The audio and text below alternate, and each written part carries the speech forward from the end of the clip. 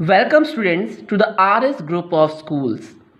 This is Mr. Shivam Dhiman and today we will study about the chapter Environment in its totality. Environment यानी कि पर्यावरण. Environment means sum total of our surroundings and their present conditions. पर्यावरण और हमारे आसपास का वातावरण और उसकी वर्तमान स्थिति ही एनवायरनमेंट कहलाती है. एनवायरनमेंट के कई यूजेस हो सकते हैं. First of all, it maintains life on earth. Second, provides us resources such as mineral resources, air, water and soil. Now coming to the components of environment. Environment can be natural or man-made. Natural environment consists of biotic और abiotic components. प्राकृतिक जो पर्यावरण या वातावरण है वो दो भागों में बटा हुआ है, जो बायोटिक या अबायोटिक भी हो सकता है, जैविक या अजैविक भी हो सकता है. बायोलॉजिकल और फिजिकल टू पार्ट्स या two types of natural environment होता है. बायोलॉजिकल में आपके लिविंग ऑर्गेनिजम्स या स्पीशीज आ जाते हैं, जिसमें प्लांट्स, एनिमल्स और माइक्रो ऑर्गेनिजम्स आपके होते हैं, और various life processes biological environment में आ जाते हैं. फिजिकल एनवायरनमेंट में आपका अबायोटिक कंपोनेंट्स या फिजिकल फैक्टर्स आते हैं, जो rainfall, temperature, land, water, air को डिफाइन करते हैं. अब हम जानते हैं कि मैन मेड एनवायरनमेंट क्या होता है. Man made environment is the environment which is made by humans, and in man made environment humans modify the natural environment according to your needs and develop or build a new form of environment using the natural things. For example, the dams, they built roads and many other human made things. Man uses science and technology to recreate his needs for his better development. मानव ने science और technology का इस्तेमाल अपने बेहतर जीवन के लिए किया.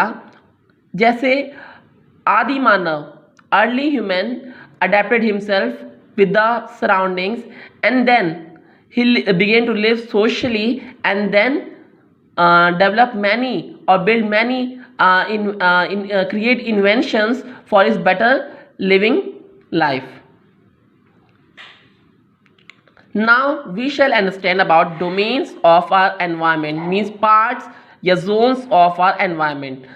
Environment के 4 domains हैं, जिसमें आपके 4 domains एटमॉस्फेयर, लिथोस्फेयर, बायोस्फेयर और हाइड्रोस्फेयर है. एटमॉस्फेयर जो वर्ड है वो एयर को, लिथोस्फेयर लैंड को, हाइड्रोस्फेयर वाटर को और बायोस्फेयर लाइफ को, इन तीनों के मिल जाने के कारण लाइफ को डिटरमाइन करता है. Now let us study about the atmosphere. Air is a mixture of gases. Atmosphere में जो वर्ड एटमॉस है वो एयर को डिटरमाइन कर रहा है, और एयर जो है वो गैसेस का मिक्सचर है. Thin blanket of air surrounding the earth is called as atmosphere. Atmosphere layers में, कई लेयर्स में प्रेजेंट है, और ये डायनेमिक इन नेचर होती है.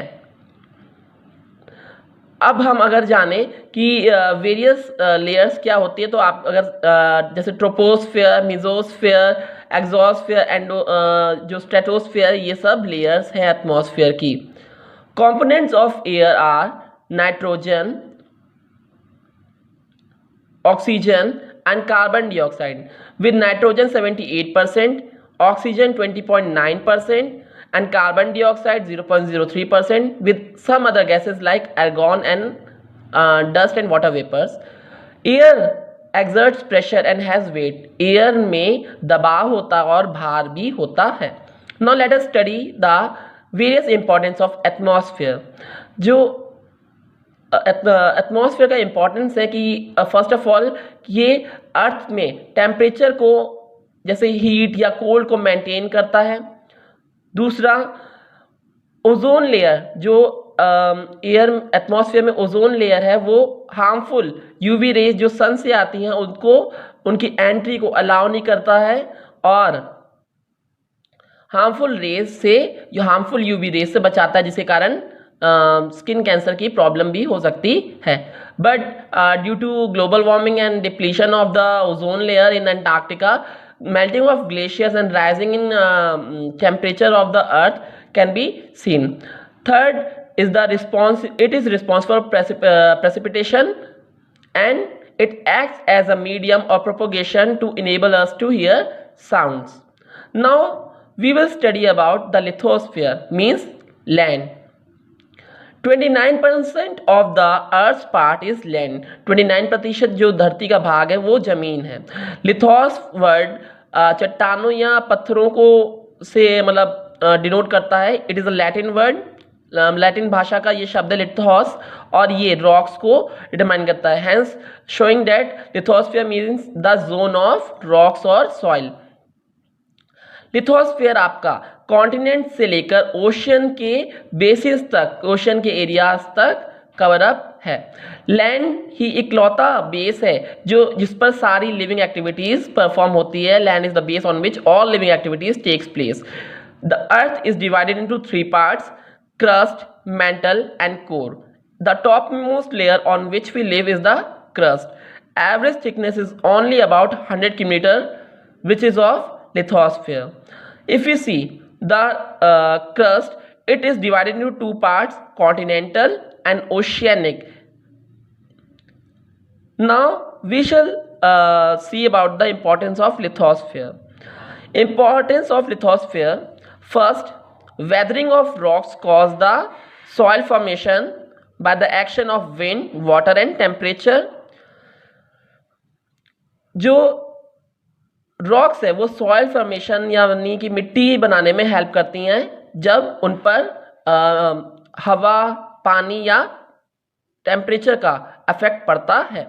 It provides humus to plants and acts as base for life for all the living activities on this earth, and also the home for plants where they grow and develop. It is a source of minerals and all the fossil fuels, क्योंकि हमारे land में ही सारे minerals जैसे आपका iron है, bauxite है, ये सारे मिनरल्स जो मेटेलिक और नॉन मेटेलिक मिनरल्स है वो सब इसी में दबे होते हैं। और आपके फॉसिल फ्यूल्स जैसे कोल, पेट्रोलियम और नेचुरल गैस भी हमें लिथोस्फीयर के अंडरग्राउंड से ही मिलती हैं। Now we will study about hydrosphere. Hydro means water. It is also a Latin word. Hydrosphere is the zone which is the water part of the earth. 71% of the earth's part is covered with water, and it supports all life forms because water is necessary for all living beings. Water is the only substance to be present in all 3 states of matter because water ही इकलौता substance है जो तीनों forms में exist होता है अर्थ में, जैसे कि आपका सॉलिड फॉर्म में आइस, वाटर वेपर फॉर्म में, गैसेस फॉर्म में, और लिक्विड फॉर्म में water itself. Main source of water rain होता है और इसको हम नेचर में या अर्थ पर एक बैलेंस करता हुआ देख सकते हैं थ्रू हाइड्रोलॉजिकल साइकिल फॉर्म में. जो बैलेंस है वाटर का वो सस्टेन होता है अर्थ पर थ्रू हाइड्रोलॉजिकल साइकिल और called as water cycle through 3 processes or 4 processes. First of all, water is evaporated, which is evaporation, and then it is converted to clouds, condensation, and then it is again come down in form of water droplets called as precipitation. And if we take another form of vaporization of water, which is transpiration, means release of water vapors through stromatal pores during photosynthesis. Now we shall study the importance of hydrosphere. First of all, it provides linkage to land masses or continents and helps in the navigation during water transport and provides food, mineral gases, and it maintains life both on land and in water, because water is the only habitat of aquatic species, whether it is aquatic plants or animals. Now see the diagram. Atmosphere, I have drawn 3 circles, and in between there is a small circle. Atmosphere in the first, second lithosphere, and third hydrosphere. When both the 3 zones or the domains meet together, they form or they create the another sphere of environment, which is biosphere. Biosphere is the narrow zone of the earth where land, air and water interacts with each other to support life. तो biosphere वो zone है जिसमें land, air, water तीनों एक दूसरे साथ interact करते हैं, मिलते हैं या रिएक्ट करते हैं, जिससे धरती पर जीवन चक्र चल सकता है. Because the living beings need air and water as well as land where they cultivate or germinate themselves. If taking the example of plant, because plant germinate itself on the soil to develop itself and produce the food and stand on in the soil. And if you take the example of the animal species, it lives on land and get its food from plants. That's why these 3 factors or the 3 domains is very necessary for the 4th domain of the environment, which is biosphere. Importance of biosphere: first, it contains all terrestrial life forms. Second, involves all components of environment to function as a balanced system. एक तो ये सभी तरह के life forms को exist करता है, संभालता है, और दूसरा ये एक तरह से संतुलन स्थापित करता है नेचर में, एनवायरमेंट में. Now we shall understand that what an ecological system means. Ecological system is also called as ecosystem. Ecosystem is the relation between living organisms as well as the relation between the organisms and their surroundings. तो धरती पर जितने भी जीव जंतु हैं उनके आपसी मध्य में जितना भी उनका संबंध है या जीवों का उनके वातावरण से संबंध ही इकोसिस्टम कहलाता है. Ecosystem can be as large as a rain forest to small as a pond. Biodiversity क्या होती है? Biodiversity is also called as biological diversity. Biodiversity means diversification or variation in the types of animals or species living on earth, either plant or animal. तो हमारी धरती पर विभिन्न तरह के वनस्पति या जीव जंतु पाए जाते हैं, जिन्हें हम साइंटिफिक लैंग्वेज में फ्लोरा या फौना कहते हैं. Flora means the plant species in the on the earth and animal are termed as fauna. Means fauna are the animal species living on the earth. So various types of animals and plants are found on the earth.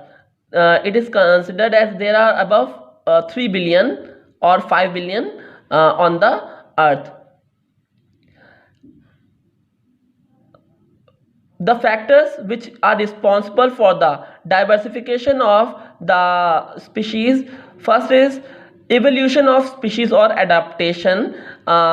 Evolution means किसी भी species का अपनी parent species से या किसी भी species से एक नया स्वरूप धारण करना, या अपने नेचुरल सराउंडिंग को अडेप्ट करके, या जो भी स्पीशीज़ था वो दूसरी सराउंडिंग में जाकर उसके फीचर्स को अडेप्ट करके या वहाँ के जो परिवर्तन को अडेप्ट करके एक नया स्वरूप धारण कर लेता है. इसे ही हम एवोल्यूशन कह सकते हैं। जैसे अगर हम एग्जांपल लें तो human beings have evolved from primates, monkeys. And the second reason is nature is the best selector and for the competition for better survival chances and to maintain balance in ecosystem. जो प्रकृति है वो बदलाव चाहती है और हर बार जो जीव जंतु है उन्हें परिवर्तन या उनके रूप परिवर्तन या उन्हीं की फैमिली, जैसे अगर हम देखें कि गोभी यानी कि आपका कॉलीफ्लावर इस समय मार्केट में अवेलेबल है, पर हम उसके वेरियस प्लांट्स फैमिली में जो बिलोंग करते हैं स्पीशीज को दे सकते हैं। जैसे आपका ब्रोकली है या कैबेज है, पर्पल कैबेज होती है, या केल जो उसी की फैमिली को बिलोंग करने वाली वेजिटेबल है। तो ये वेरियस टाइप्स ऑफ स्पीशीज उसी से इवॉल्व हुई हैं। Man is also a part of this biodiversity as mention in the previous example of evolution. तो why should we protect environment? Environment को प्रोटेक्ट करना क्यों नेसेसरी है? First of all for the continuation of the passage of resources for the next generation और for the living organisms. तो resources जो हमारे धरती पर हैं, जैसे चाहे वो अगर आप नेचुरल रिसोर्सेज ले लो या फॉसिल फ्यूल्स या अगर आप उनके मिनरल्स ले लो, तो ये सभी के लिए इम्पॉर्टेंट है। इसको आपको नेक्स्ट जनरेशन में पास करना है। अगर आप उसका ग्रिडली यूज़ करोगे तो फिर वो आपको भी उसी समय मतलब ख़त्म हो जाएंगे अगर, तो आपको आने वाले 10 सालों या 20 सालों में, डिकेड्स में नहीं मिल पाएंगी, जो कि गलत है। दूसरा रीज़न ये है कि अगर हम प्रकृति के साथ या इकोसिस्टम या एनवायरनमेंट में छेड़छाड़ करेंगे तो हमारी जो धरती पर बना हुआ बैलेंस नष्ट हो जाएगा। तीसरा कि जो एनर्जी फ्लो हो रहा है फूड चेन्स या फूड वेब में, वो ख़त्म हो जाने से नेक्स्ट या सक्सेसिव लेवल्स पर फूड नहीं पहुंच पाएगा, जिसके कारण धरती पर एक स्पीशीज की अधिकता हो जाएगी और बैलेंस डिस्टर्ब हो जाएगा। और last we can say that for performing various life processes like photosynthesis, transpiration और water cycle को maintain करने के लिए भी environment को preserve करना necessary है। I hope you must have understood about the chapter which I have explained today. Thank you for